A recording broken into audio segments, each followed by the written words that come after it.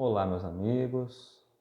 No estudo de hoje do livro Pão Nosso, nós vamos refletir sobre o capítulo 79, onde Emmanuel intitula O Mas e os Discípulos. E o trecho que ele vai retirar, nós vamos encontrar então numa carta de Paulo aos Filipenses, capítulo 4, versículo 13. Tudo posso naquele que me fortalece.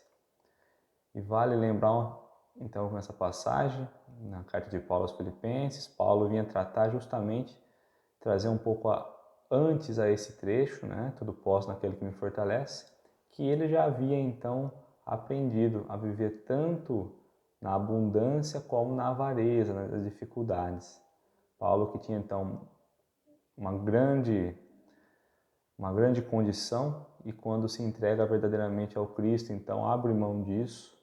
Então aqui ele vem trazer que ele já havia aprendido a viver. Paulo que tantas vezes foi preso, né? Então que ele vem dizer que já havia aprendido a viver em todas as situações, mesmo nas situações mais difíceis, porque tudo ele podia quando ele estava com Cristo, né? Naquele que me fortalece, ou seja, com Cristo.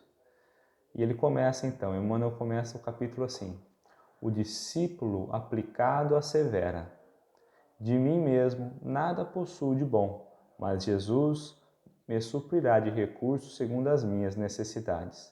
Não disponho de perfeito conhecimento do caminho, mas Jesus me conduzirá.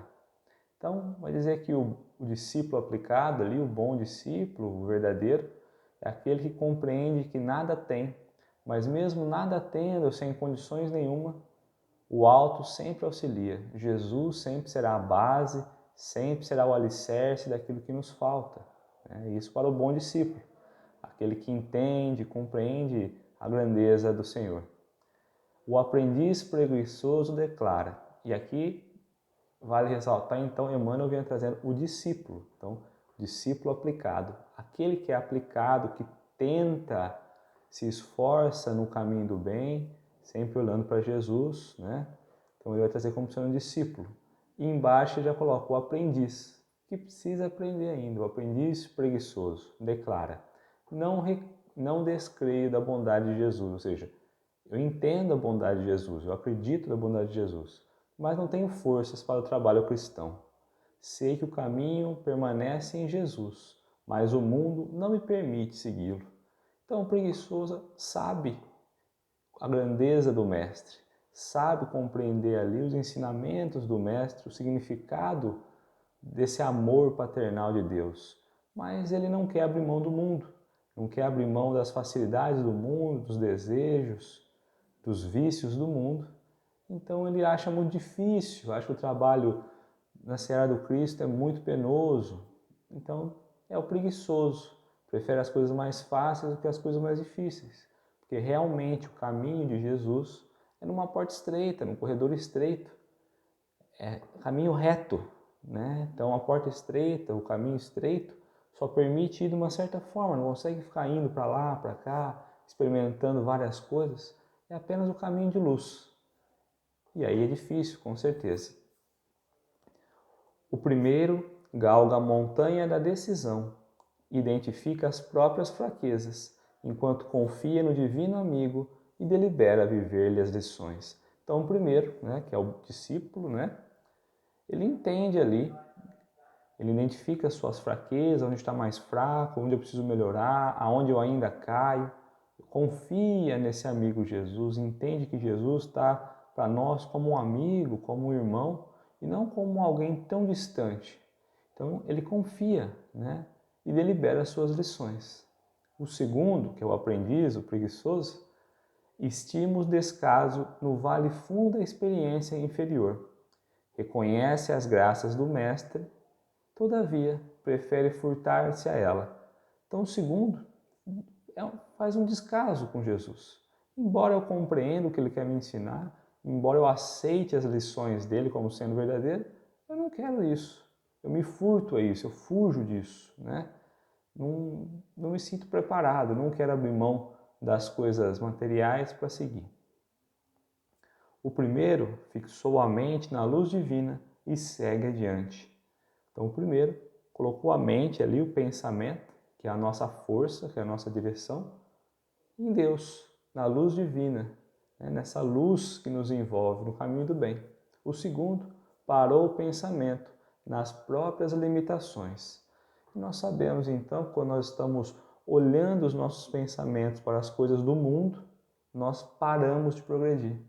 Então o primeiro progride dentro da luz da divindade, que coloca ali o seu carinho, a sua paixão no desenvolvimento do bem. O outro coloca a sua paixão nas coisas do mundo. Então está ali estagnado, parado, nas próprias limitações. Está limitado a avançar, porque não tem mais aonde. Se era a matéria que ele queria, o material, aqui está. Então como ele vai avançar? E quando nós olhamos para o caminho da luz, para os planejamentos divinos, nós temos ainda muito a avançar e caminhar. Por isso que o primeiro está em progresso, o segundo estagnado. Se era a matéria que ele queria, na matéria que ele está, certo?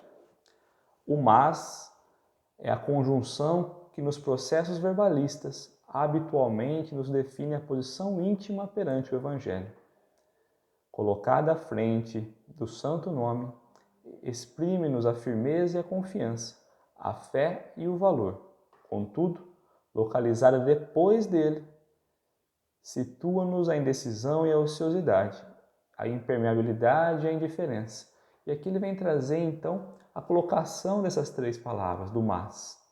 Se for antes, tudo bem, mas se for depois, sempre é uma desculpa. Ah, eu adoro fazer um trabalho social, mas cansa muito, desgasta muito. Eu adoro ajudar, mas sempre tem um mas. Esse mas depois é justamente o que nos impede de avançar. É isso, esse mas que Emmanuel vai trazer como sendo a preguiça. É isso que nos caracteriza como preguiçosos diante da seara do Cristo. Essas três palavrinhas, o mas, que pode colocar tudo a perder, tudo por água abaixo. E aqui ele coloca, né?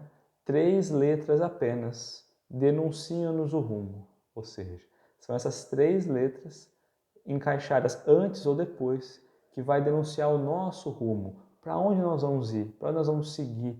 Qual é a próxima etapa? Né? As 3 letras denunciam o nosso rumo.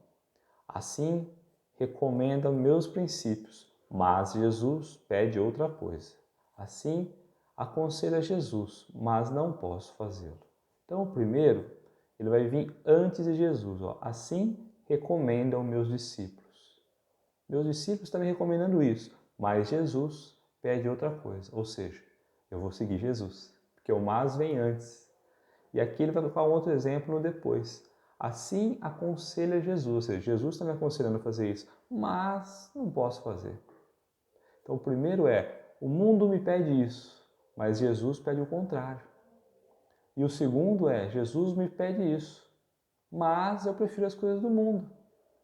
Então essas 3 palavras, dependendo da aplicação e da localidade dela, vai trazer o nosso rumo, vai trazer o nosso nível de experiência diante da luz. Através de uma palavra pequena e simples, fazemos a profissão de fé ou a confissão de ineficiência.